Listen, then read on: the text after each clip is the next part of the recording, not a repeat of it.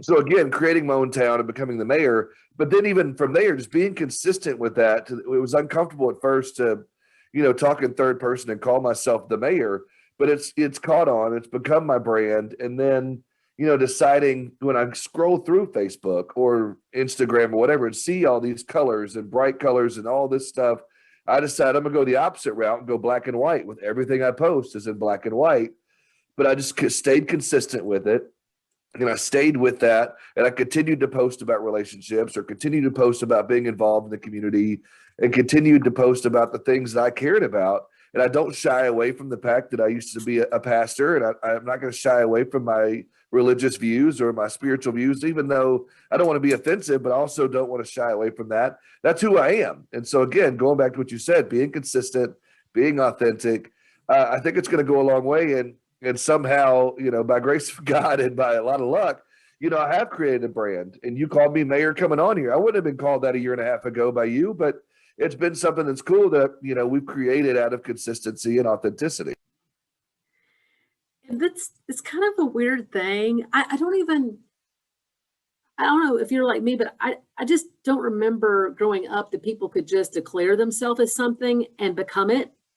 But it is something it's viable. It's possible to do that. That I just decided I was gonna be the Farm to Fork insurance agent and just started calling myself that, started showing up as that.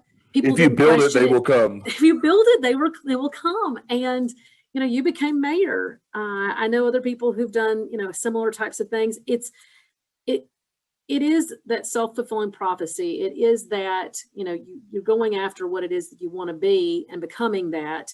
And we know that from actually even a Christian perspective, that's it's a good thing. I mean, if we're really, like, for us, we might say that if we're wanting to become more like Jesus, I mean, we've got a really good example. Well, if we're putting ourselves out there consistently as something, whatever that something is, that's what people will begin to believe. You believe it, they'll believe it. And that's where I think the actual beauty of branding is for somebody who is new to insurance or younger and perhaps is like, well, I mean, are they going to take me seriously? I've only been in insurance for a year now. I've only been in insurance for a couple of years now. Well, if you come on like you know what you're talking about and you have put in the time and effort to do that consistently, it can happen. It can happen. You actually give yourself the credibility. You grow your own credibility. You grow your own credibility. I'm going to stand on that hill. No, you should. And it's about having that confidence and believing in yourself. And, it all goes back to, the old phrase of fake it till you make it. And sometimes you have to do that, whatever that brand may be. And I think it works. And, I talked about Bradley earlier, so I can't leave Scott out.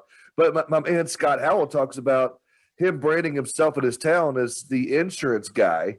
Yeah. And he was talking about being at a tailgate with Auburn, Alabama, and that big rivalry there. And, he was at a tailgate party and someone walked up and said, "Hey, you're the insurance guy."